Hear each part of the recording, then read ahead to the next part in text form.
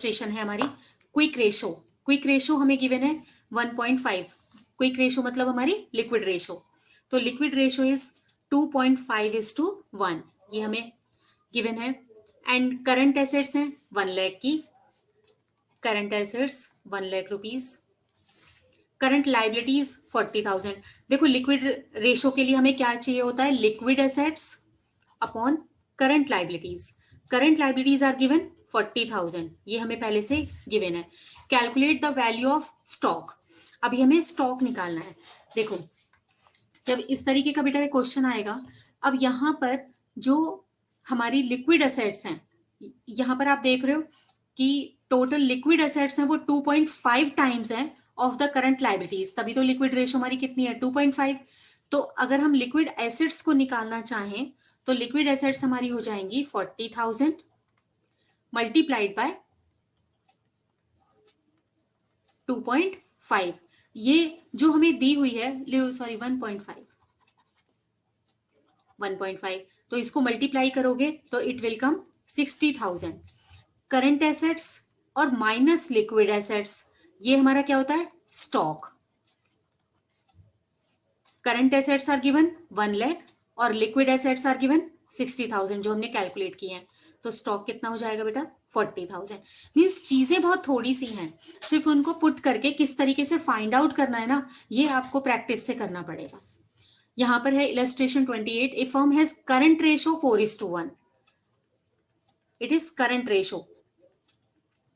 दूसरा quick ratio 2.5:1, liquid ratio 2.5:1, and assuming inventories are 22,500 and find out total current assets and total current liabilities। अब देखो बेटा current assets और liquid assets, इन दोनों में आपको पता है कि डिफरेंस किस चीज का होता है, सिर्फ स्टॉक का होता है। तो अगर हम इनको कंपैरिजन इस तरीके से करें कि इनको अगर 4 में से हम 2.5 को माइनस करें तो स्टॉक विल बी 1.5, ठीक है। 4 माइनस 2.5, इन दोनों में अंतर सिर्फ एक ही तो होता है स्टॉक का। प्रीपेड एक्सपेंसेस का भी होता है, लेकिन वो हम यहाँ पर कंसीडर नहीं कर रहे हैं अभी, क्योंकि हमारे पास उसके रिलेटेड कोई भी इंफॉर्मेशन नहीं है। तो ये एज्यूम करेंगे कि इनमें डिफरेंस जो है सिर्फ स्टॉक का है और दैट विल बी 1.5। तो आप इस तरीके से यूनिटरी मेथड से जब निकालते थे कि if the stock is 1.5 then current assets are 4 and if the stock is 1 then current assets are 4/1.5 और इफ द स्टॉक इज 22,500 तो आप इसे निकाल लीजिए 22,500, ये ठीक है। तो हमारी जो करंट एसेट्स हैं वो हो गई 60,000।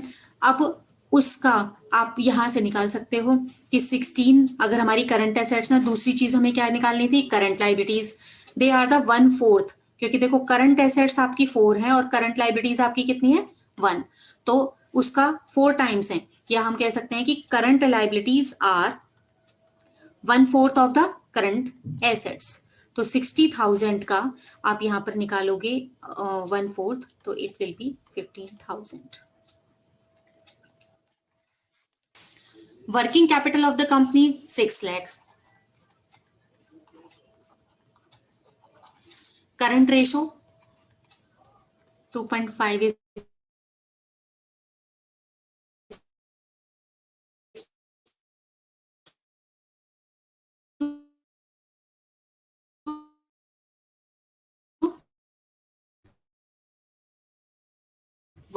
और इन्वेंट्रीज आर गिवन 4 लाख।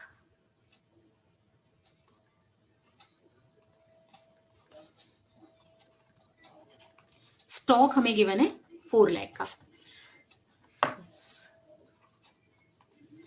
देखो बेटा करंट एसेट्स और करंट लाइबिलिटी, करंट रेशो हमें यहाँ पर दी हुई है ना, तो इनको अगर माइनस करोगे then working capital is the current assets minus current liabilities, तो वर्किंग कैपिटल आपकी हो गई 1.5।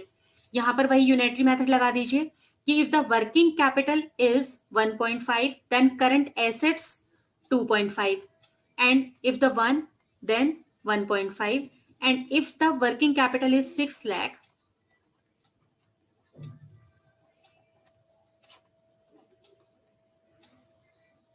40,000 हो जाएगा। तो करंट एसेट्स आपकी कितनी आ गई बेटा, 1 लाख रुपीज की। ठीक है, करंट एसेट्स हमने निकाल ली। अब करंट लाइबिलिटीज पर आ जाइए। करंट लाइबिलिटीज कैसे निकालोगे, current assets minus current liabilities is equal to working capital. तो करंट लाइबिलिटीज को अगर हमें निकालना है तो हम कैसे करें, हमारी 10 lakh minus working capital 6 lakh, तो आपकी जो करंट लाइबिलिटीज होंगी दैट विल बी 4 लाख। और क्या निकालना है हमें, लिक्विड रेशो। लिक्विड रेशो में लिक्विड एसेट्स चाहिए। Liquid assets current assets minus stock. Current assets आपकी 10 लाख निकली है और माइनस स्टॉक आपको 4 लाख गिवन है, तो आपकी जो लिक्विड एसेट्स होंगी that will B 6 lakh. 6 lakh और करंट लाइबिलिटीज अभी हमने कितनी निकाली है, 4 लाख। तो आपका जो क्विक रेशो होगा दैट विल बी 1.5:1, ऐसे निकालोगे।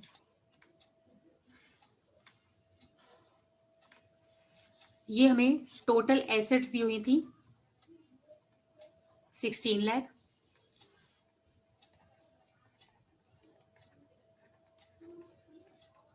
टोटल डेट्स हैं 12 लाख,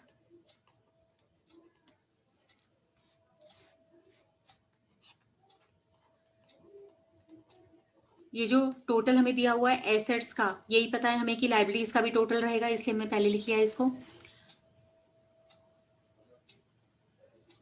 फिक्स एसेट्स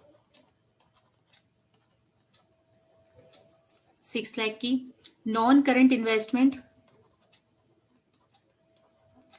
1 लाख की, लॉन्ग टर्म लोन्स, ये debit, long term loans debit का मतलब है एसेट साइड पे,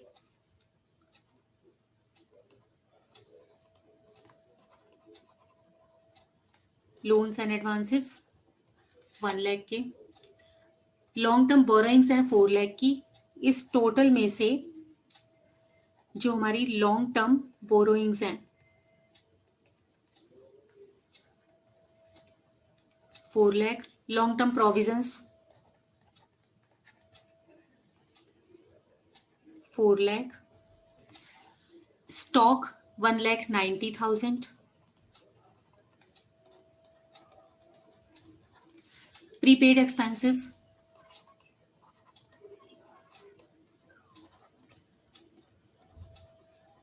10,000। ठीक है बेटा, अब इसको अगर हम पूरा करें तो यहाँ पर हमें ये टोटल डेट्स दिए हुए हैं 12 लाख के, तो इसमें से करंट लाइबिलिटीज कितनी बची, 4 लाख की, क्योंकि इन टोटल जो एक्सटर्नल लाइबिलिटीज हैं उनका टोटल हमारा 12 है। अब देखो टोटल लाइबिलिटी 16 की, ये वाली पूरी साइड का टोटल हमारा 16 लाख है और डेब्ट्स हैं उसमें से 12, तो हमारी जो कैपिटल हो गई या इक्विटी जो पोर्शन हो गया दैट विल बी 4 लाख।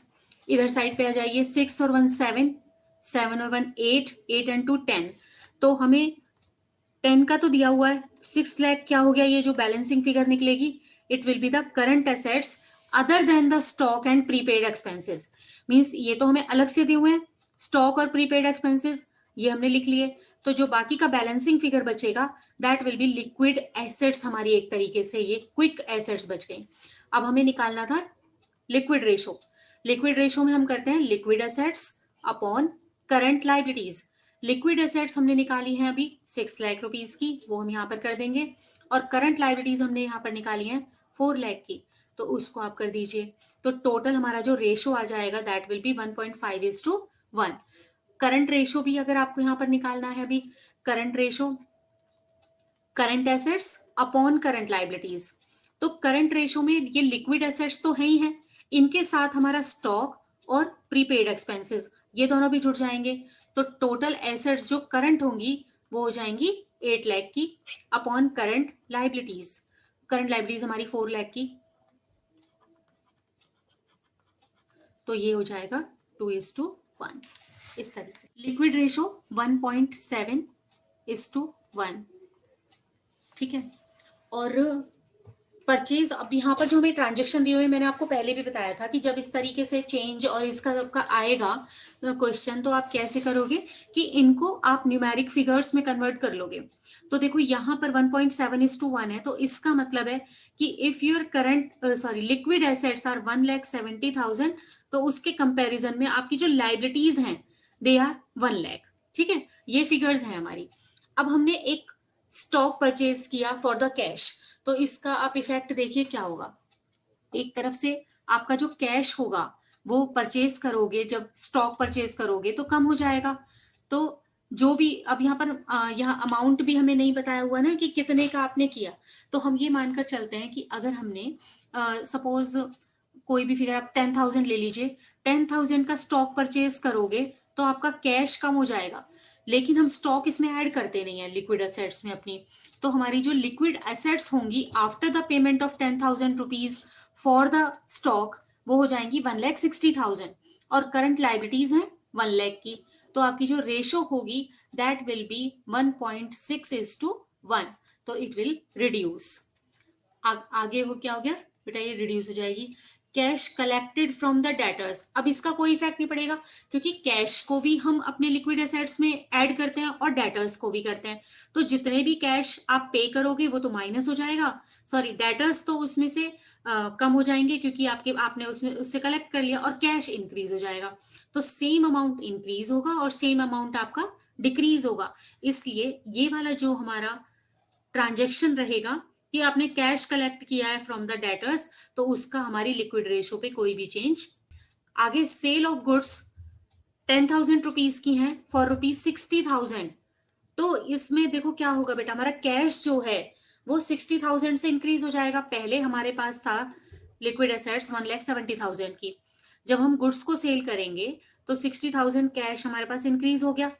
तो और जबकि स्टॉक हमने कोई यहां से माइनस करेंगे नहीं, क्योंकि क्यों नहीं करेंगे, क्योंकि स्टॉक हमारे इस 170 में शामिल ही नहीं है, स्टॉक को हम लिक्विड एसेट्स में लेते ही नहीं है। तो हमारी जो रेशो होगी, क्योंकि टोटल जो एसेट्स हो गई liquid assets they will be 2,30,000 और लाइबिलिटीज हमारी हैं 1 लाख की, तो वो हो जाएगी हमारी 2.3:1 रेशो, इट विल इंप्रूव। आगे देखिए, sale of an office furniture, आपने एक ऑफिस फर्नीचर सेल किया, तो इस बेटा बुक वैल्यू उसकी 10,000 है फॉर ₹7,500। तो हमारे पास कितने रुपीज आएंगे जब हम ऑफिस फर्नीचर सेल करेंगे, तो हमारे पास पहले देखो लिक्विड एसेट्स है 1,70,000, फर्नीचर सेल करने से हमें 7,500 रुपीज बढ़ गए, लेकिन जो फर्नीचर है वो तो हमारा इसमें शामिल नहीं है ना 170 में, तो हमारे फर्नीचर कितने का गया, क्या बुक वैल्यू थी, उसका हमारी लिक्विड एसेट्स पर कोई इफेक्ट नहीं पड़ेगा। बस अल्टीमेटली कैश इंक्रीज होगा जो हमारा सेल करने से आया, तो हमारी रेशो भी क्या हो जाएगी, इंप्रूव हो जाएगी। आगे है पेमेंट ऑफ डिविडेंड, जब आप डिविडेंड को पे करते हो तो वो हमारी देखो लिक्विड एसेट्स है हमारे पास 1,70,000 और नीचे लाइबिलिटीज है करंट लाइबिलिटीज 1 लाख की। जो डिविडेंड होता है ना बेटा, जब हम उसे डिविडेंड डिक्लेयर कर देते हैं तो उसी समय पर वो हमारी करंट लाइबिलिटीज में आ जाता है। तो जब हम पेमेंट करेंगे तो अमाउंट यहाँ से सपोज आपने 10,000 रुपीज का डिविडेंड पे किया, तो ये -10,000 हो गया, और यहीं पर ये आपकी लाइबिलिटी भी कम हो जाएगी। तो इससे आपका इफेक्ट देखो क्या पड़ेगा, ये हो जाएगा 1,60,000 अपॉन 90,000। तो रेशो अब आपकी जो हो गई that will B 16:9।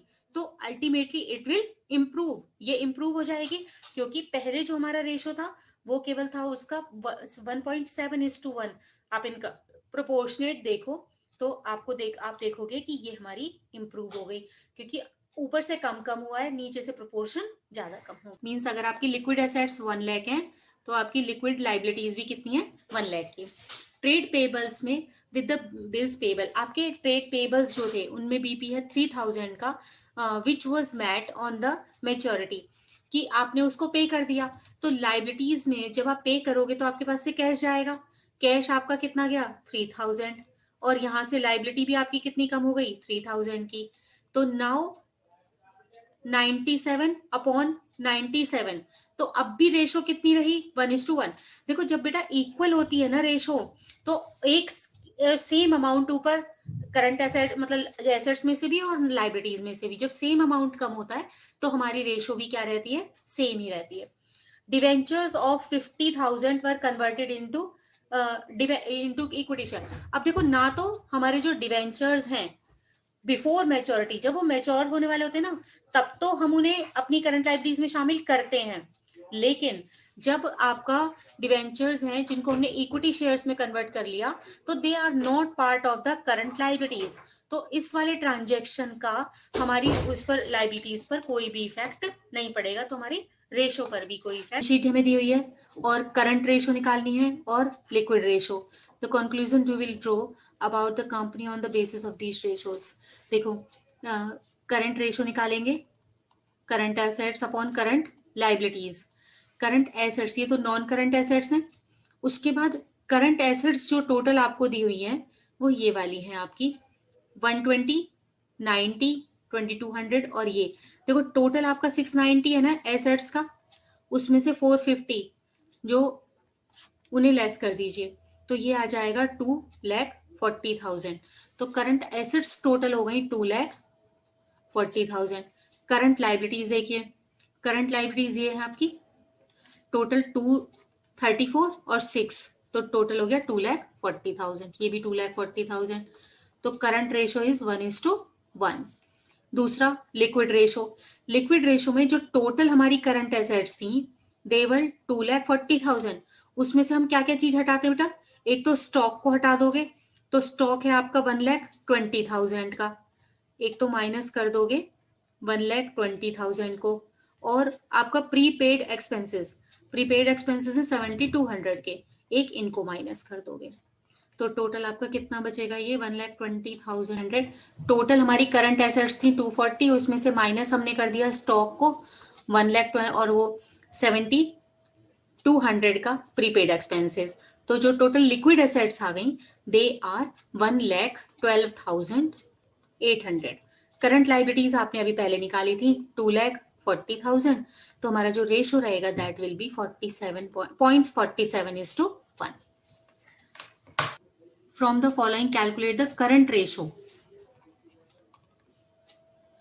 Current assets upon current liabilities. Liquid assets 37,500.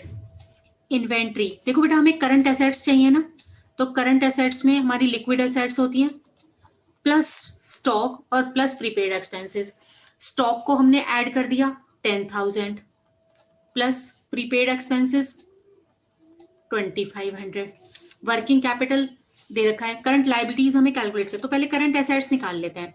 तो करंट एसेट्स हो गई this plus this plus this 50,000, ठीक है, और वर्किंग कैपिटल है 30,000, तो माइनस वर्किंग कैपिटल किया तो ये आपका आ गया करंट लाइबिलिटीज। करंट रेशो निकालना है तो 50,000 current assets upon 20,000 current liabilities, तो रेशो हो गई 2.5। अगला है X limited liquid assets. Liquid ratio जो हमें है 2:1। If the inventories are 20,000, stock आपको गिवन है 20,000 and its total current liabilities are 50,000। Current liabilities 50,000। Find the current ratio. पहले हमें लिक्विड रेशो देखो, लिक्विड रेशो 2:1। यहाँ पर लिक्विड एसेट्स हमारे पास नहीं है, बट हमारे पास करंट लाइबिलिटीज हैं 50,000 की, तो इसको हमने करके देख लिया कि जो लिक्विड एसेट्स रहेंगी दैट विल बी 1 लाख। अब लिक्विड एसेट्स में प्लस स्टॉक कर दोगे तो वो क्या जाएंगी? Current assets. तो liquid assets are 1 lakh and stock are 20,000, तो total current assets will be 1,20,000। Current ratio के लिए करंट एसेट्स 120 और करंट लाइबिलिटीज 50,000। करंट रेशो आपको निकालनी है ना, तो ये आपका रेशो आ गया 12:5।